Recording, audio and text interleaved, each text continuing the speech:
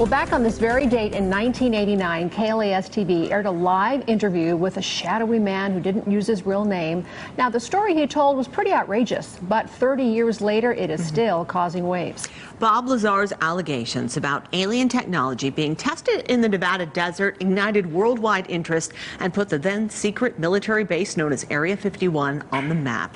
George Knapp is here with a look at how far the story has spread in the 3 decades since that interview. George? Well, it turned out a long way. For the live interview, we used a pseudonym. We called him Dennis. That turned out to be the name of his boss at a place called S4, a facility built into the side of a mountain, disguised to look like natural terrain. It would be another 7 months before the world learned the guy's real name was Bob Lazar, but the public didn't wait. The race to Area 51 was on, and the cultural ripples are still being felt. The line of people waiting to see the premiere of the Bob Lazar documentary in downtown L.A. last December stretched around the city block. 1,600 enthusiastic fans jammed into an historic theater to see the film and hobnob with its director and Lazar himself. It all started 30 years ago with an anonymous interview on KLAS-TV and turned Area 51 into a Hollywood staple. You could have just handed me a piece of a UFO from Area 51. And the coup de grace, Area 51. There's never been any spacecraft. There's no Area 51. There's no recovered spaceship.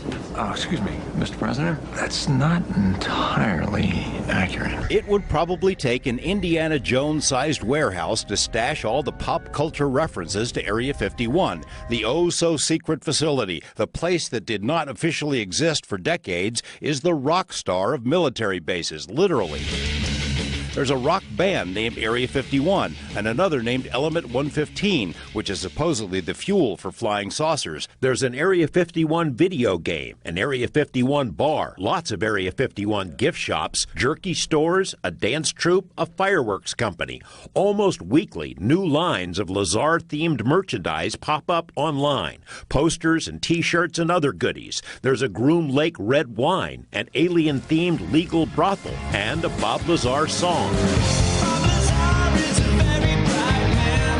How many classified military bases become the namesake of a AAA baseball franchise with a space alien mascot?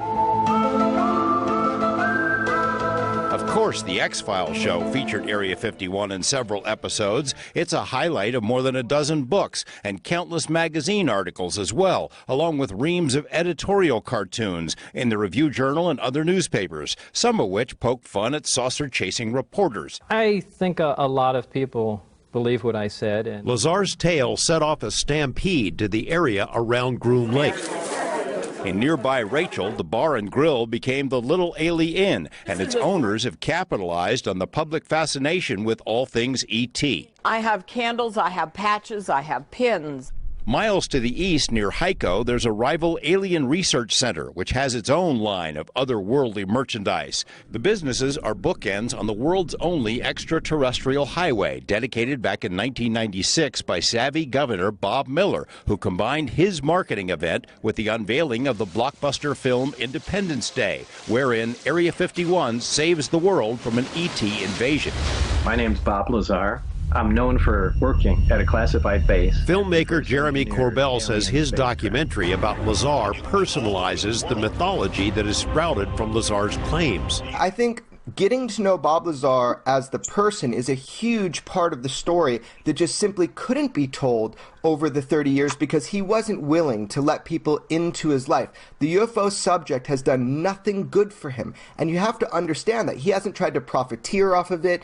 It's really harmed his life in a lot of ways. So getting him to open up personally and for the viewer to be able to see the human being.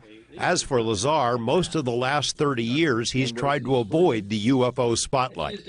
Oh, you want some of the fame. What, the fame? You know, there's no big dump truck dropping money off at my house every Thursday night. I'm not out for any fame. I really have better things to do. Generally, people have to twist my arm to come out and do things like that. As you know, you're the arm twister. I don't think he meant that in a nice way. For most of the last 30 years, Lazar has tried to keep a low profile. He made 2 public appearances on behalf of the documentary film and is making a 3rd this weekend at a UFO Fest in Oregon. He declined any payment for the film, not a cent. And by the way, my name is listed in the credits because I was interviewed for it as well. So how does Lazar's story match up with recent admissions by the Pentagon that has been secretly studying UFOs after all and has been trying to figure out the technology? Tonight at 11, we'll hear more of Lazar's thoughts on that, and we have additional links and materials on our website.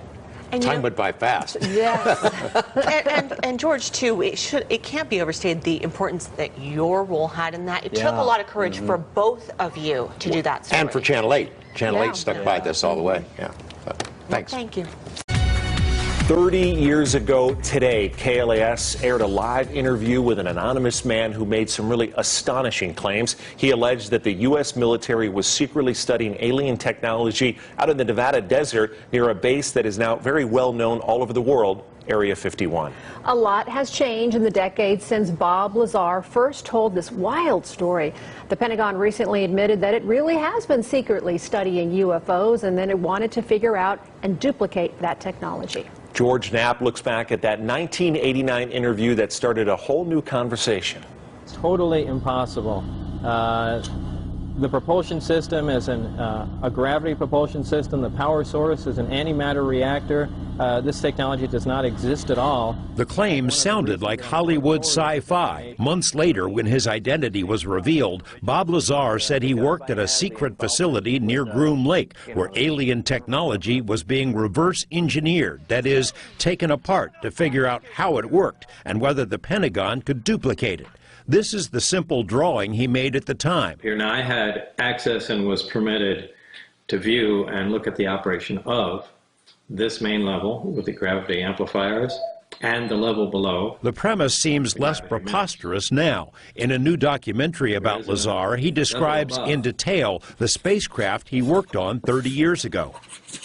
The craft that I worked on, that when it's going to travel a long distance, that is how it operates. It flies along and it puts its belly to the target and then brings all the amplifiers to power, and it shoots off in that direction. It doesn't fly as it would in a science fiction movies. It flies with the belly, the bottom forward. If the description of a spacecraft tilting sounds familiar, take a look at the so-called gimbal UFO, a video released by the Pentagon in 2017. Naval pilots encountered a fleet of these unknown craft off the coast of Florida in 2015 and have since had dozens of similar encounters. The spike in UFO incidents prompted a recent policy change by the Navy, which announced it wants to encourage its pilots to report future incidents. Pentagon officials reluctantly admitted to the New York Times 17 months ago that the military has secretly studied UFO incidents, in part so it might figure out the technology. In the gimbal video, there's a mechanistic turn against the wind without deceleration.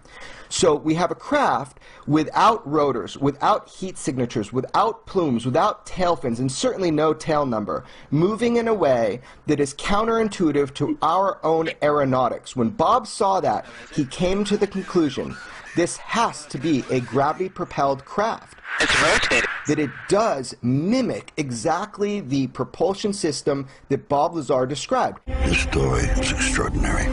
Jeremy Corbell directed the Lazar documentary, but he also broke the story about another now famous UFO incident, the 2004 Tic Tac encounter.